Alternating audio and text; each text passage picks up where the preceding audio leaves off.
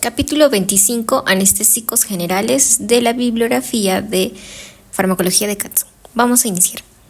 Entonces, a lo largo de la historia se utilizaban métodos naturales como el cannabis y la amapola del opio para controlar el dolor durante las cirugías. Aunque el éter se usó como un anestésico desde 1842, la primera demostración pública de anestesia general se realizó en 1846, marcando el inicio de la anestesia moderna.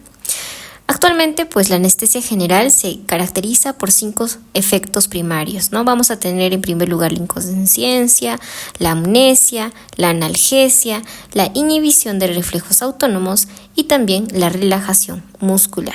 Ningún anestésico actual puede lograr estos efectos por sí solo, lo que lleva al uso de las técnicas de anestesia balanceada que combinan fármacos intravenosos e inhalados para optimizar beneficios y minimizar efectos adversos.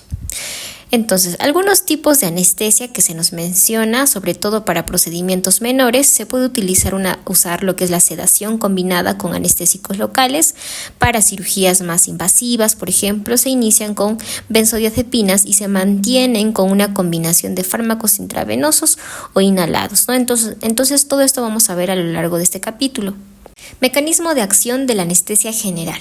Aunque se han utilizado anestésicos generales durante más de 170 años, su mecanismo de acción no está completamente comprendido. Se ha demostrado que su efecto principal es la supresión de la actividad del sistema nervioso central. Ahora, la teoría original de un sitio de acción único ha evolucionado obviamente hacia un modelo que reconoce múltiples blancos moleculares en diferentes niveles del sistema nervioso central y se investiga hoy en día cómo afectan los anestésicos las neuronas a través de acciones presinápticas, es decir, que básicamente modificando la liberación de los neurotransmisores, y también las postsinápticas, es decir, cambiando la frecuencia o amplitud de los impulsos, ¿no? Con respecto a los blancos moleculares que estamos mencionando, los principales blancos de anestésicos incluyen los canales iónicos neuronales, como los de cloruro, que en este caso estaríamos hablando de los receptores GABA y la glicina, ¿no? Y también los receptores, en este caso, lo que vendrían a ser los canales de potasio, que en este caso podríamos hablar del K2P y posible también del KB, ¿no? Entonces, también nos menciona que afectan a canales excitatorios como los activados por la acetilcolina, el glutamato y también la serotonina. Anestésicos inhalados. Vamos a mencionar algún tipo de clasificación. Para esto vamos a tener 2 tipos de anestésicos inhalados. Tenemos los anestésicos volátiles y los anestésicos gaseosos. Los volátiles, por ejemplo, el alotano, el isoflurano, el desflurano y también el sevoflurano, todos estos tienen características en común, ya que tienen bajas presiones de vapor y altos puntos de ebullición, lo que significa que son líquidos a temperatura ambiente. Se administran mediante vaporizadores de precisión. Por otra parte, los anestésicos gaseosos, que en este caso podríamos hablar del óxido nitroso y también del xenón, tienen también características en común, ya que estos tienen altas presiones de vapor y bajo punto de ebullición, por lo que permanecen en estado gaseoso a temperatura ambiente. Es importante también mencionar lo que es la administración, así que nos mencionan que los anestésicos volátiles requieren vaporizadores para su correcta administración debido a las propiedades físicas que obviamente tiene, ¿no? En cuanto a la sedación y cuidados anestésicos monitoreado, se nos menciona que existen técnicas anestésicas basadas en sedación. Para esto se menciona que se pueden realizar procedimientos diagnósticos y quirúrgicos menores con sedación en lugar de la anestesia general, así como también que se utiliza anestesia regional o local complementada con midazolam o propofol y analgésicos opiáceos, ¿no? Por ejemplo, la ketamina. Con respecto al cuidado anestésico monitoreado, conocido como el MAC va a ser un enfoque anestésico que implica premedicación con midazolam para producir ansiólisis y sedación seguido de infusiones de propofol. También permite a los pacientes mantener un nivel de conciencia y responder a órdenes verbales. También se nos menciona lo que vendría a ser la sedación consciente. Aquí vamos a utilizar dosis más pequeñas de sedantes, permitiendo al paciente mantener una vía aérea, en este caso, una vía aérea permeable, ¿no? Por otra parte, también los anestésicos intravenosos, como por ejemplo el diazepam, el midazolam, y el propofol van a ser comúnmente utilizados aquí. Y también se nos menciona una ventaja. Se dice que tiene la ventaja de ser reversible con antagonistas específicos, por ejemplo con el flumacenilo para benzodiazepinas y también la naloxona para opiáceos, ¿no? Ahora, esto era por parte de la sedación consciente. Ahora, con respecto a la sedación profunda, bueno, se menciona que es similar a un estado ligero de anestesia general, donde el paciente tiene una disminución de la conciencia. Se debe tener por lo menos se debe tener un profesional, en este caso un anestesiólogo capacitado presente para obviamente manejar la vía aérea, ¿no? Ahora, también nos mencionan, dentro de estos tipos de sedación y cuidados anestésicos, el uso en unidades de cuidados intensivos, ¿no? Entonces, en situaciones obviamente de estrés severo y necesidad de ventilación mecánica, se pueden utilizar sedantes hipnóticos y también anestésicos intravenosos. Por ejemplo, la dexmedetomidina es una opción popular en estos casos, ¿no? Ahora, finalmente, pues antes de hablar de lo que es la parte farmacocinética, nos menciona que la distinción entre anestésicos volátiles y gaseosos es crucial para, en este caso, pues tener una correcta administración, así como también que las técnicas de sedación van a ofrecer alternativas seguras para procedimientos menores, y el cuidado anestésico monitoreado permite también un manejo más fino de la sedación, así como también que la sedación profunda y el uso en unidades de cuidados intensivos requieren un manejo cuidadoso para garantizar la seguridad de nuestro paciente. Ahora sí, hablemos de la farmacocinética. Bueno, los anestésicos inhalados, tanto volátiles como gaseosos, son captados a través del intercambio de gases en los alvéolos del pulmón para su distribución a los compartimientos del cuerpo, ¿no? El objetivo cinético de este modo de suministro es alcanzar rápidamente una concentración eficaz del fármaco en la interfaz del pulmón. Una vez alcanzado este equilibrio, se supone que también se han alcanzado las concentraciones en el sitio de acción dentro del sistema nervioso central, que incluye el cerebro y la médula espinal. Diversos factores incluyen también la rapidez con lo que se modifica la concentración, en este caso en el sistema nervioso central, ¿no? Entonces vamos a hablar en primer lugar de aquellos factores que controlan la captación dentro de lo que es la captación y también de la distribución. Entonces, el primer factor va a ser la concentración inspirada y la ventilación. Entonces, se menciona que con respecto a esto será más rápido el inicio de la anestesia durante la inducción inhalada. A medida que una mayor ventilación suministra más moléculas anestésicas al alvéolo, un anestésico más soluble, por ejemplo un coeficiente de partición de sangre mayor a 1, atravesará la membrana capilar alveolar más fácilmente, obviamente evitando un aumento significativo en su presión parcial alveolar. Así, un aumento en la ventilación va a reponer la concentración anestésica alveolar para un anestésico altamente soluble, pero no será necesario para uno de baja solubilidad. Otra de las cosas que nos mencionan dentro de esta concentración inspirada y ventilación es la fuerza motriz. Esta fuerza motriz, en este caso, es importante para la absorción de un anestésico inhalado en la relación entre las concentraciones inspiradas y la alveolar. El parámetro más importante que controla el anestesiólogo para alterar rápidamente las concentraciones alveolares es la concentración inspirada o la presión parcial del anestésico, ¿no? Además que también se nos menciona que la presión parcial del anestésico es la mezcla inspirada que determina la presión parcial máxima alcanzada en los alvéolos y también la tasa de aumento de esta presión. Aquí nos dan un tip que básicamente dice lo siguiente: para acelerar la inducción, el anestesiólogo aumenta la presión parcial anestésica inspirada, creando un gradiente más pronunciado entre la presión parcial inspirada y la alveolar. Este aumento se expresa como la relación de las concentraciones alveolares sobre las concentraciones inspiradas, es decir, cuanto más rápido se acerque lo que vendría a ser el FA, que es concentración alveolar, a lo que es la concentración inspirada, pues básicamente, en este caso todo esto igual a 1, básicamente vamos a hablar de un equilibrio inspirador.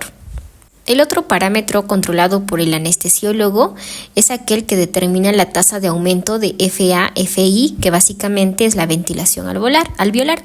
Entonces, al aumentar el volumen tidal y la frecuencia respiratoria, va a permitir administrar más anestésico más rápidamente. Este efecto es mucho más significativo para los anestésicos inhalados con alta solubilidad en sangre que para aquellos con baja solubilidad. Entonces, la tendencia de un anestésico, a pesar de la fase gaseosa en el alveolo a la sangre capilar pulmonar, está básicamente determinada por el coeficiente de partición de sangre. Bueno, en resumen, podríamos decir que un incremento en la ventilación produce un pequeño cambio en la presión alveolar parcial de un anestésico con baja solubilidad, mientras que puede aumentar significativamente la presión parcial de agentes con solubilidad moderada a alta, como el alotano, ¿no? Por ejemplo, un aumento cuádruple en la tasa de ventilación puede casi duplicar la relación FA-FI de alotano durante los primeros 10 minutos de administración. Pero en este caso se incrementa lo que es la tasa FA-FI para el óxido nitroso solo un 15%. Es decir, por lo tanto, la hiperventilación aumenta la velocidad de la inducción, que básicamente en este caso pues nos ayuda mucho con el tema de la distribución. Y pues al aumentar la inducción de la anestesia con anestésicos inhalados, que generalmente tendrían un comienzo lento, pues básicamente hace que sea más veloz. El segundo factor va a ser la solubilidad, y que es básicamente definido como la afinidad relativa de un anestésico por la sangre en comparación con el gas inspirado. Por ejemplo, algunos anestésicos como el desflurano y el óxido nitroso, que son relativamente insolubles en sangre, tienen bajos coeficientes de partición. Cuando un anestésico con baja solubilidad se reparte entre el gas en el pulmón y la sangre capilar, el equilibrio se va a establecer rápidamente y las concentraciones sanguíneas van a aumentar de manera similar de 0.47 para el óxido nitroso. Básicamente eso, por ejemplo, nos podría indicar que en equilibrio las concentraciones en sangre van a ser menores de la mitad de la concentración en el espacio alveolar. Entonces, a mayor cantidad de sangre, el coeficiente de partición de gas causa una mayor captación del anestésico en el flujo sanguíneo pulmonar, aumentando el tiempo requerido para que el FA y el FI alcance el equilibrio. Bueno, entonces, en otras palabras, también podríamos decir que, por ejemplo, la tasa de aumento de FA-FI es un determinante importante de la velocidad de la inducción, pero se opone a la captación de anestésicos en la sangre, ¿no? En contraste, también podríamos decir que para los anestésicos con alta solubilidad, como el alotano y también el isoflurano, es decir, estas moléculas se van a disolver en la sangre antes de que la presión parcial cambie significativamente, resultando en un aumento más lento de las concentraciones arteriales. Por ejemplo, un coeficiente de partición simple, de sangre. Ok, el tercer efecto o factor en este caso vendría a ser el gasto cardíaco. ¿Por qué es importante o por qué es un factor? Bueno, los cambios en el índice del flujo de sangre a través de los pulmones pues van a afectar la captación de gases anestésicos de espacio alveolar. Un aumento en el flujo sanguíneo pulmonar, por ejemplo, un aumento de gasto cardíaco, va a incrementar la absorción del anestésico, lo que va a ralentizar la velocidad a la que el FA y el FI aumenta y disminuye la tasa de inducción de la anestesia. Además, también se nos menciona que es importante considerar el efecto del gasto cardíaco en combinación con la distribución tisular y la absorción del anestésico. Hablemos ahora del proceso de eliminación de los anestésicos inhalatorios. Entonces, se nos menciona en primer lugar el principio de recuperación. La recuperación de la anestesia por inhalación sigue principios opuestos a los de la inducción. El tiempo de recuperación va a depender obviamente de la tasa de eliminación del anestésico del cerebro. En segundo lugar nos menciona lo que es el coeficiente de partición sangre, en este caso que es pues gaseoso, ¿no? Entonces un factor crucial es el coeficiente en el cual estamos hablando de partición sangre del agente anestésico. Anestésicos menos solubles en sangre se van a eliminar más rápidamente, mientras que los más solubles, como el alotano, tienen un proceso de eliminación más lento, ¿no?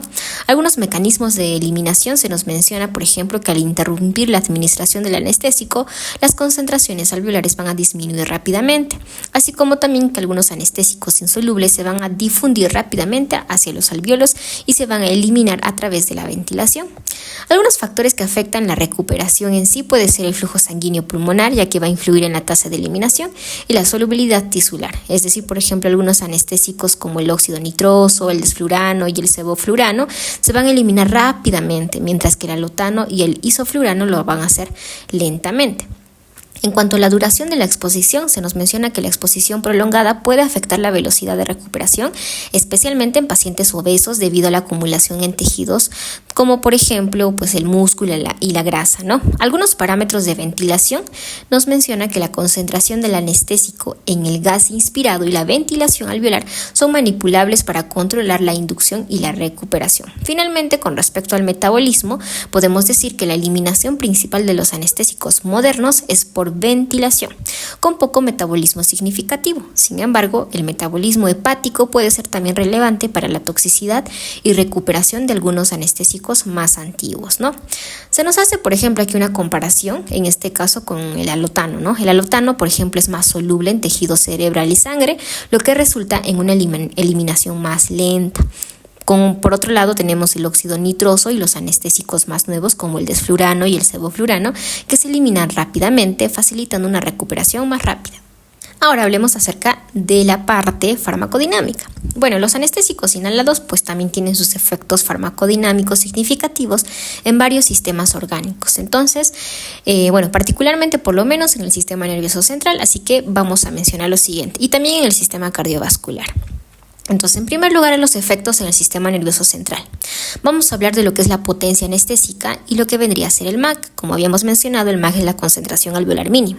Entonces, la potencia de los anestésicos inhalados se va a medir por la MAC, necesaria obviamente para evitar una respuesta al dolor quirúrgico.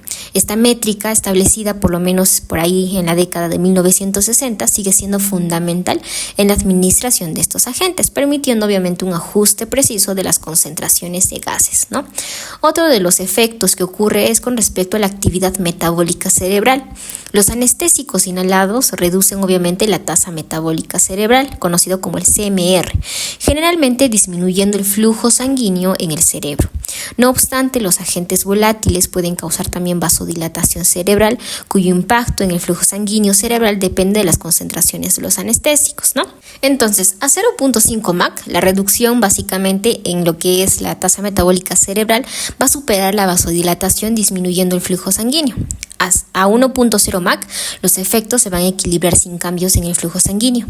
Y a 1.5 MAC, la vasodilatación predomina, aumentando el flujo cerebral, lo cual es problemático para pacientes, por ejemplo, con presión intracraneal elevada o también como aquellos con tumores o hemorragias intracraneales. Se menciona que en tales casos se puede utilizar lo que es la hiperventilación para reducir lo que vendría a ser la presión parcial de dióxido de carbono en la sangre arterial, ¿no? Que es básicamente PaCO2. Entonces, esto va a resultar obviamente o va a inducir a lo que es una vasoconstricción cerebral y también va a atenuar el aumento de la presión. En tercer lugar, otro de los efectos que vamos a ver es con respecto al electroencefalograma, ¿no?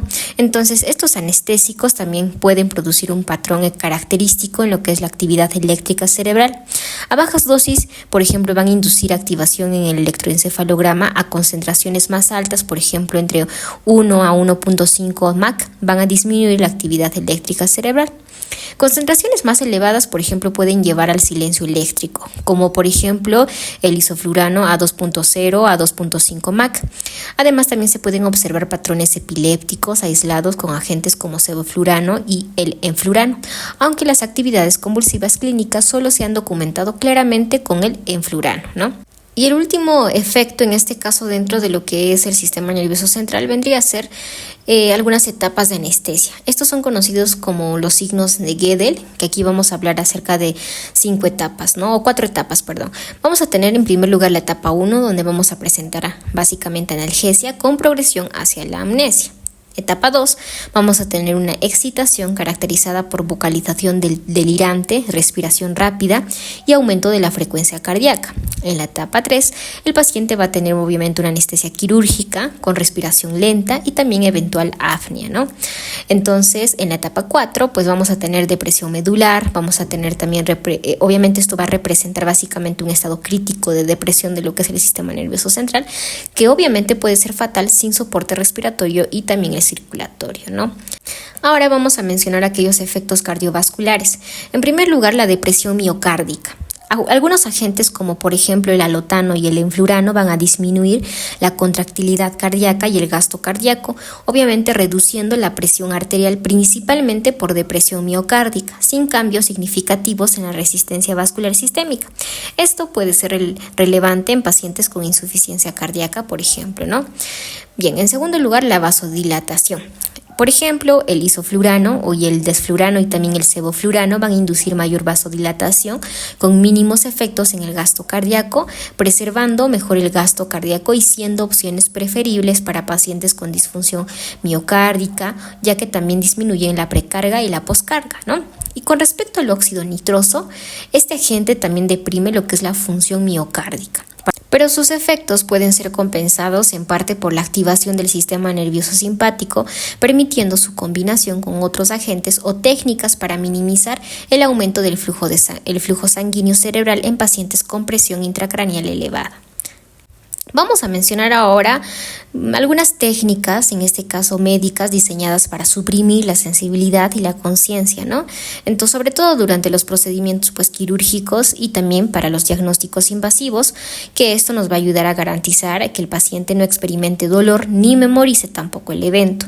Entonces, su acción principal se va a centrar en bloquear la percepción sensorial y la respuesta motora y va a tener 3 componentes clave. En primer lugar, la inmovilidad. Este es el aspecto más medible de la anestesia y se refiere a la capacidad de un anestésico para evitar el movimiento en respuesta a estímulos quirúrgicos.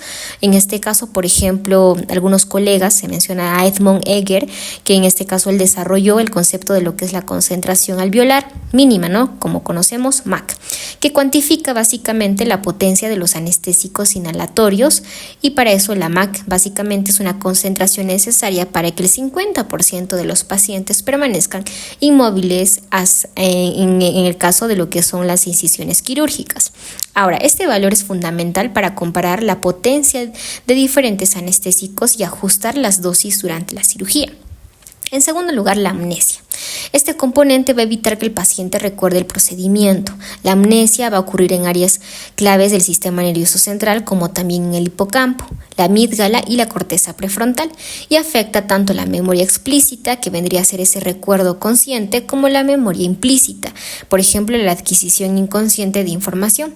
Para monitorear lo que es la profundidad de la anestesia y prevenir la memoria explícita, se han también desarrollado dispositivos como el índice biespectral y el monitor de la entropía o de entropía, que básicamente ayudan a evaluar si la anestesia es lo suficientemente profunda para evitar el recuerdo. Ok, en tercer lugar, la inconsciencia. La inconsciencia inducida por anestesia va a implicar la inhibición de las áreas cerebrales responsables de la conciencia, tales como los hemisferios corticales, el tálamo y el sistema de activación reticular. Estas regiones van a formar un sistema que permite el estado de alerta y percepción del entorno. Bajo anestesia, las vías neuronales que conectan estas áreas se van a alterarse, impidiendo que el paciente mantenga la conciencia. Dicho esto, ahora vamos a mencionar la toxicidad aguda. Bueno, entonces, en primer lugar vamos a hablar de la nefrotoxicidad. El enflurano y el sevoflurano pueden liberar iones de fluoruro, ¿no? Que básicamente son potencialmente nefrotóxicos. Sin embargo, solo se han observado daño renal significativo con exposiciones prolongadas al enflurano.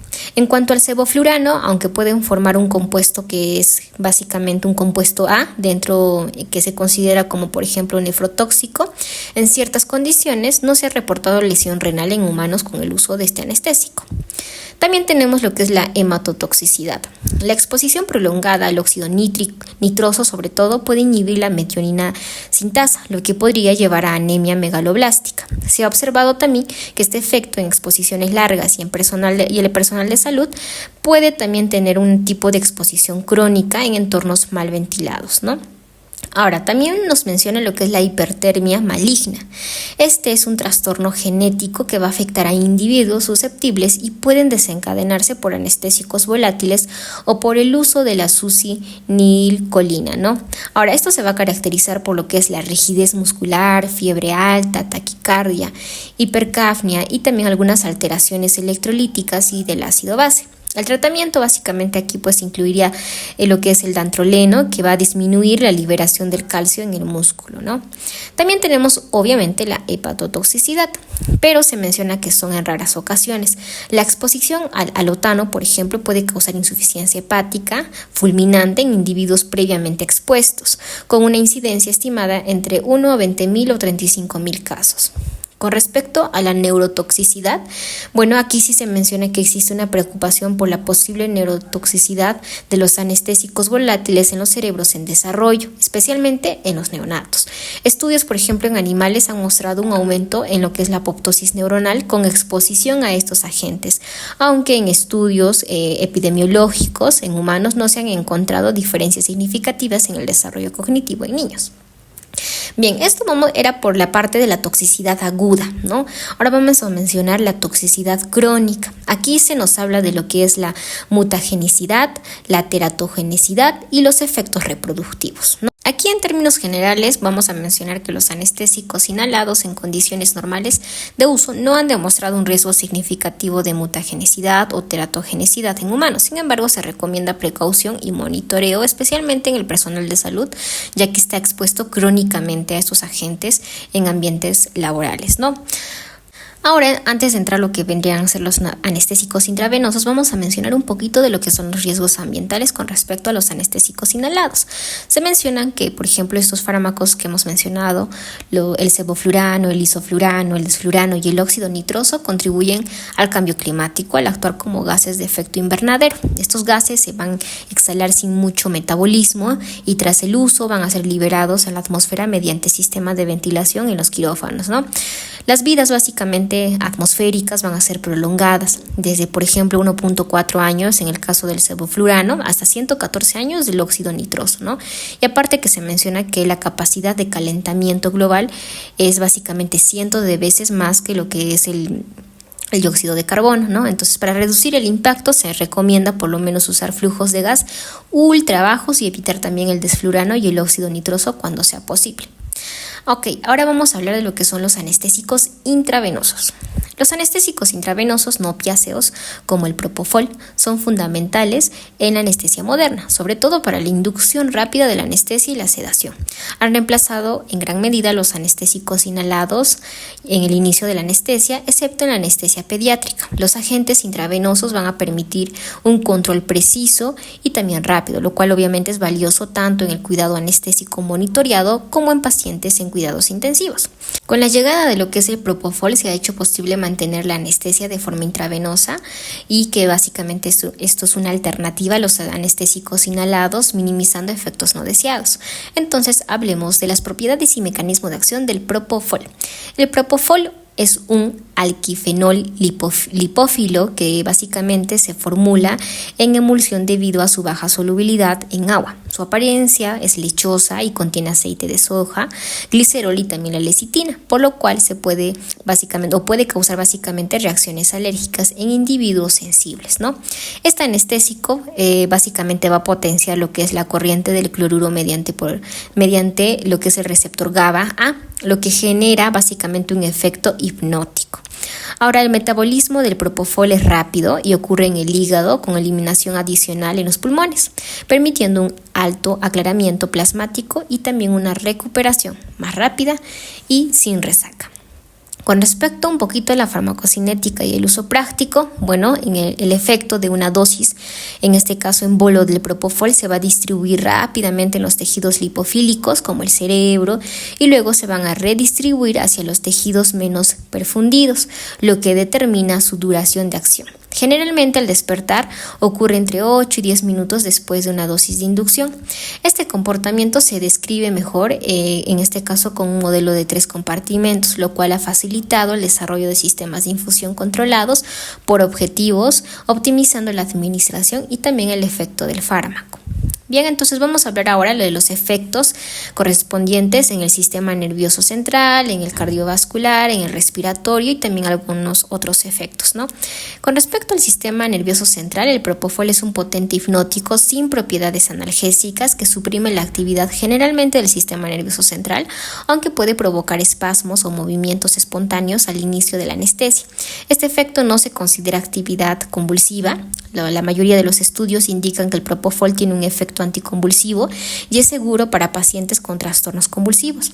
Además, básicamente se reduce el flujo sanguíneo cerebral, la tasa metabólica cerebral del oxígeno y la presión intracraneal comparables a los efectos del tiopental van a reducirse. Sin embargo, la disminución de lo que vendría a ser la presión de la perfusión cerebral podría ser crítico debido a la combinación de menor flujo sanguíneo y la presión arterial media por vasodilatación periférica, ¿no? Ahora, todo esto con respecto a los efectos del sistema nervioso central. Con respecto a los efectos cardiovasculares, se nos menciona que el propofol es uno de los inductores que produce la mayor disminución de la presión arterial sistémica, principalmente a causa de una vasodilatación intensa en las circulaciones arteriales y venosas. Esto reduce la precarga y la poscarga, efectos que obviamente son más notorios con la edad avanzada, bajo volumen de líquido intravascular y también la administración rápida. Además, la respuesta en barroflejas, en este caso, se va a inhibir, lo que limita, obviamente, el aumento de la frecuencia cardíaca, con casos, por ejemplo, documentados de bradicardia profunda y también lo que es la sistolia en algunos adultos. Con respecto a los efectos respiratorios, el propofol es un depresor respiratorio potente, causando obviamente frecuencia, básicamente apnea tras una dosis de inducción. Las infusiones de mantenimiento disminuyen la ventilación por minuto, reduciendo principalmente el volumen tidal y en menor medida la frecuencia respiratoria. También disminuye lo que es la respuesta a la hipoxia y también la hipercapnia y reduce significativamente los reflejos de las vías respiratorias superiores, lo cual obviamente va a facilitar procedimientos de intubación como la colocación de una máscara laríngea. Algunos otros efectos podemos mencionar que, aunque el propofol no aumenta el bloqueo neuromuscular, se ha observado que permite una buena condición para la intubación sin agentes bloqueadores. Puede causar taquicardia durante la anestesia, lo cual podría indicar una cierta acidosis metabólica. Por ejemplo, a esto creo que se lo conoce como el síndrome de infusión de propofol. Además, también tiene efectos antieméticos útiles, aunque el dolor en el sitio de inyección es común y puede mitigarse con lidocaína o venas de mayor calibre, ¿no? Ahora vamos a hablar de lo que vendría a ser los usos clínicos y la dosis de este propofol. El propofol se va a utilizar comúnmente para la inducción de la anestesia general con una dosis de 1 a 2.5 miligramos por kilogramo de manera intravenosa. La dosis varía según la edad, el estado cardiovascular y la premedicación del paciente. También se usa en el mantenimiento de la anestesia, a menudo combinado con otros agentes. La técnica de infusión controlada por el objetivo, que es conocido como el TCI, disponible en algunos países, nos va a permitir un control preciso de lo que son las concentraciones plasmáticas del propofol, facilitando obviamente una estabilidad hemodinámica óptima, ¿no? Ahora, con respecto a los cuidados intensivos y la sedación para procedimientos, las dosis se nos menciona que puede estar entre 1 a 2 microgramos por mililitro, requeridas con infusiones continuas de 25 a 75 microgramos por kilogramo por minuto. Otro de los agentes aquí vendría a ser el fospropofol, que en este caso es un profármaco hidrosoluble del propofol diseñado para superar algunos problemas asociados con el propofol tradicional, especialmente lo que es el dolor intenso en el sitio de inyección debido a la emulsión lipídica de este último, ¿no? El fospropofol se metaboliza rápidamente mediante fosfatasa alcalina, liberando propofol, fosfato y formaldehído, este último siendo metabolizado por el aldehído deshidrogenasa en el hígado y los eritrocitos. Este fármaco se va a presentar como una solución estéril y transparente bajo el nombre comercial de Lucedra a una concentración de 35 miligramos por mililitro. Con respecto a la farmacocinética y efectos en órganos, pues debemos mencionar que al tratarse de un profármaco, la farmacocinética del fospropofol es más compleja que la del propofol, ¿no? Lo cual obviamente pues nos va a mencionar que la conversión en propofol implica una demora en el inicio del efecto, así como también una recuperación prolongada, ¿no? Aunque evita el dolor típico por inyección del propofol, uno de sus efectos secundarios es la parestesia, a menudo en la región perianal, que afecta por lo menos al 74% de los pacientes, aunque el mecanismo aún no se conoce. En cuanto a los usos clínicos y dosis, pues el fospropofol está indicado para la sedación en cuidados anestésicos monitoreados y requiere la administración de oxígeno suplementario. Las dosis iniciales, por ejemplo, van a ser de 6.5 miligramos por kilogramo en bolo cuarto, seguida de 1.6 miligramos por kilogramo según la necesidad. Para pacientes de menos 60 kilogramos o más de 90 kilogramos se van a utilizar o se usan límites de peso de 60 o 90 para el cálculo de la dosis, ¿no? Ahora, con respecto a pacientes mayores de 65 años o con una ASA de 3 a 4, se va a reducir la dosis a un 25%.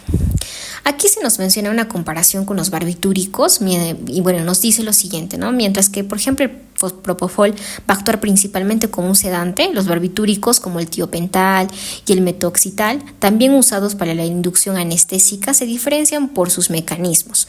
Los barbitúricos no producen analgesia y pueden incluso reducir el umbral del dolor. Son vasoconstrictores cerebrales y útiles en el tratamiento de lesiones intracraneales que ocupan espacio, proporcionando obviamente cierta neuroprotección en casos de isquemia cerebral focal. Los barbitúricos disminuyen lo que es la presión arterial sistémica, principalmente por vasodilatación periférica, y tienen efectos inotrópicos negativos en el corazón. Sin embargo, su inhibición del reflejo barroreceptor es menos pronunciada que el propofol, lo que permite una compensación parcial mediante el aumento de la frecuencia cardíaca. Con respecto en este caso a lo que vendrían a ser las benzodiazepinas, que también se nos menciona aquí, pues nos dice que son una clase de medicamentos frecuentemente utilizados en el periodo perioperatorio debido a las propiedades ansiolíticas y amnésicas, ¿no? Lo que ayuda obviamente a reducir la ansiedad y proporciona amnesia anterógrada, que básicamente es una característica útil en la premedicación.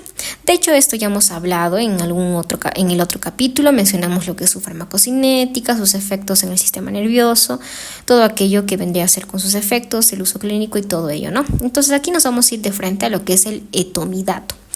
¿Qué es el etomidato? Pues es otro anestésico, en este caso intravenoso, caracterizado por sus efectos hipnóticos y la falta de propiedades analgésicas. Es preferido en situaciones donde se va a requerir estabilidad hemodinámica, ya que el impacto sobre la presión arterial y la frecuencia cardíaca va a ser mínima. Sin embargo, el uso continuo va a estar limitado por los efectos endocrinos secundarios.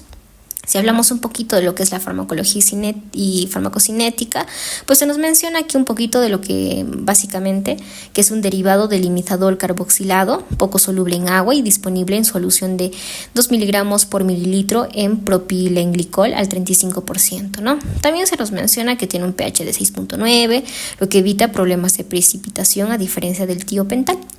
En cuanto al mecanismo de acción, pues va a actuar principalmente a través de la potenciación de la corriente del cloro mediante por los receptores GABA-A, similares a otros anestésicos intravenosos. Y bueno, lo que sí aquí podríamos mencionar es que tiene una unión a proteínas por lo menos de 77%, es decir, es alta, ¿no? Principalmente a la albúmina. Con respecto a algunos efectos de algunos sistemas, vamos a mencionar el sistema nervioso central, ya que es un potente vasoconstrictor cerebral, va a reducir el flujo sanguíneo cerebral y la presión intracraneal. También se menciona que esto, aunque disminuye el consumo de oxígeno cerebral, no se han evidenciado propiedades neuroprotectoras en estudios, pero puede incrementar la actividad de picos excitadores en lo que es el electroencefalograma, ¿no? En cuanto a los efectos cardiovasculares, la inducción con etomidato es caracterizada por una estabilidad cardiovascular, con cambios mínimos en la presión arterial y la frecuencia cardíaca. Los efectos respiratorios, pues aquí podemos mencionar sobre la ventilación, son menos severos que los de los barbitúricos, aunque pueden ocurrir apneas tras la inyección intravenosa rápida, ¿no? Algunos efectos endocrinos, aquí podemos mencionar que pues va a producir una supresión adrenocortical mediante la inhibición de la 11-beta hidroxilasa, afectando la conversión del colesterol al cortisol. Esta supresión va a durar entre las 4 y 8 horas, aunque no se ha demostrado un efecto adverso. Bien, de manera rápida podríamos mencionar también los usos clínicos. Se menciona que la dosis estándar es de 0.2 a 0.3 miligramos por kilogramo, y lo cual obviamente nos va a proporcionar un inicio de inconsciencia comparable al tiopental y el propofol, ¿no? Y bueno, obviamente tenemos que mencionar los efectos adversos. Aunque la incidencia del dolor en el sitio de la inyección es alta, la presencia de movimientos mioclónicos puede ser atenuada por la administración conjunta de bloqueadores neuromusculares, ¿no? Bien, ya vamos a terminar. Vamos a hablar ahora de la ketamina, que es uno de los fármacos que se menciona mucho y que de hecho también es peligroso, ¿no? La ketamina es un anestésico derivado de la feniclidina, que parcialmente es soluble en agua y altamente soluble en lípidos. Va a producir un estado conocido como anestesia disociativa, donde el paciente puede mantener los ojos abiertos y tener movimientos oculares nistálgicos, pero se encuentra en un estado alterado de conciencia. Con respecto al mecanismo de acción, pues este va a inhibir al receptor NMDA, lo que contribuye al efecto analgésico. Con respecto a la farmacocinética, tiene una alta solubilidad en lípidos, permitiendo un inicio rápido de acción. Se metaboliza principalmente en el hígado, produciendo norketamina como metabolito activo, que es menos potente, ¿no? Si hablamos de los efectos en algunos sistemas de órganos, pues en el sistema nervioso central puede conservar reflejos, pero no se pueden asumir que los pacientes puedan proteger sus vías respiratorias. Con respecto a los efectos cardiovasculares, puede aumentar la presión arterial y la frecuencia cardíaca, y a veces provoca depresión miocárdica en pacientes críticos. Con respecto a la respiración, no va a provocar depresión respiratoria significativa, aunque puede causar hipoventilación transitoria, ¿no? Entre los efectos adversos existen reacciones desagradables como alucinaciones y experiencias extracorporales que pueden ser mitigadas con benzodiazepinas. Con respecto a los usos clínicos, se nos menciona que la dosis típica para la inducción va a ser de 1.2 miligramos por kilogramo por vía intravenosa o 4.6 miligramos por kilogramo por vía intramuscular. También se nos menciona que se utilizan procedimientos de anestesia regional para analgesia adicional, y con respecto a algunas consideraciones clínicas, pues podríamos decir que su perfil único lo hace útil en pacientes con riesgos de depresión respiratoria o en aquellos que requieren broncodilatación, ¿no? La combinación con otros fármacos puede ayudar también a mitigar efectos psicotomiméticos, ¿no? Otro de los fármacos, y ahora sí ya para terminar, vamos a mencionar que lo que es la dexmedetomidina, ¿no? Este fármaco es un agonista alfa-2 adrenérgico altamente selectivo que se utiliza principalmente en la sedación de pacientes en entornos críticos y quirúrgicos. Su efectividad se ha reconocido a partir de las observaciones que indicaban una disminución en los requisitos anestésicos en pacientes tratados crónicamente con clonidina. Entonces, estos fármacos pueden ser antagonizados por los alfa-2 antagonistas, lo que indica la acción específica en los receptores alfa-2 del sistema nervioso central. Este fármaco es el enantiómero S de la medetomidina, un agente utilizado en la medicina veterinaria. Tiene una buena solubilidad en agua y se presenta en formulaciones parenterales. Con respecto a la farmacocinética, este fármaco va a presentar un metabolismo hepático rápido, con procesos de N-metilación y también la hidroxilación seguidos de conjugación. Los metabolitos se van a eliminar a través de la orina y la bilis. Su alta depuración y corto tiempo de eliminación se ven afectados significativamente por la duración de la infusión. Por ejemplo, el tiempo medio de eliminación pueden extenderse desde 4 minutos tras una infusión de 10 minutos hasta 250 minutos después de las 8 horas de infusión. Algunos efectos en algunos sistemas de órganos, pues sistema nervioso central. Este fármaco va a inducir sedación al activar los receptores alfa-2 en el locus coeruleus, y generando obviamente un efecto hipnótico que se va a asemejar a lo que es un sueño fisiológico, a diferencia de otros anestésicos intravenosos. Ese efecto puede estar también asociado con una disminución del flujo sanguíneo cerebral sin alteraciones significativas en la presión intracraneal y tampoco en el consumo del oxígeno cerebral, pero puede haber desarrollo de tolerancia y dependencia. Con los efectos cardiovasculares vamos a decir que pueden causar una disminución moderada de la frecuencia cardíaca y de la resistencia vascular sistémica, resultando en una disminución de la presión arterial sistémica, pero también se nos menciona que en contraste a esto, la inyección en bolo puede provocar un aumento transitorio de la presión arterial acompañado de una disminución pronunciada de la frecuencia cardíaca. Algunos efectos respiratorios, los efectos sobre el sistema respiratorio van a ser menores, con una reducción del volumen tidal y cambios mínimos en la frecuencia respiratoria, ¿no? Bueno, con respecto a los usos clínicos y la dosis en sí, es utilizado principalmente para la sedación a corto plazo de pacientes intubados y también ventilados en unidades de cuidados intensivos. En quirófanos se emplea como complemento de la anestesia general o para sedación durante procedimientos como la intubación traqueal con fibra óptica. Y también se nos menciona que facilita un despertar más suave y la transición al entorno postoperatorio sin causar depresión respiratoria. Bien, ahora sí ya estamos terminando. De hecho, solamente quiero mencionar lo que son los analgésicos opiáceos en anestesia. De hecho, que nos da un poco de información. Se nos menciona que estos opiáceos son agentes analgésicos distintos de los anestésicos generales, y los hipnóticos en altas dosis no evitan de manera confiable la recuperación sin la combinación de los hipnóticos, como las benzodiazepinas. Se van a utilizar regularmente para la analgesia intra y posoperatoria como parte de un régimen de anestesia equilibrado. La combinación de opiáceos en dosis elevadas con benzodiazepinas ha sido efectiva para inducir a un estado de anestesia general, especialmente en pacientes con reserva circulatoria limitada. Sin embargo, el uso potente de opiáceos como el fentanilo puede provocar rigidez torácica, complicando obviamente la ventilación mecánica, ¿no? Y también la administración de grandes dosis puede acelerar la tolerancia, complicando el manejo del dolor postoperatorio. Bien, vamos a decir lo último, que vendría a ser que se menciona la conciencia durante la anestesia, que de hecho a mí es lo que más me interesa, ¿no? Bueno, los fármacos inhalados y también los intravenosos se van a utilizar solo en combinaciones, se utiliza solos en combinaciones para inducir una depresión de la función del sistema nervioso central, permitiendo a los pacientes someterse a procedimientos dolorosos. Es responsabilidad, obviamente, del anestesiólogo determinar la intensidad del estímulo nocivo y administrar la cantidad y combinación adecuada de fármacos para asegurar que el paciente no tenga conciencia del mismo. Es común, obviamente, que incluso durante una sedación ligera o profunda, los pacientes conserven algo de memoria de los eventos. Bueno, y con esto hemos terminado. Si te gustó, dale like y suscríbete. Nos vemos en el capítulo 26, donde vamos a hablar anestésicos locales.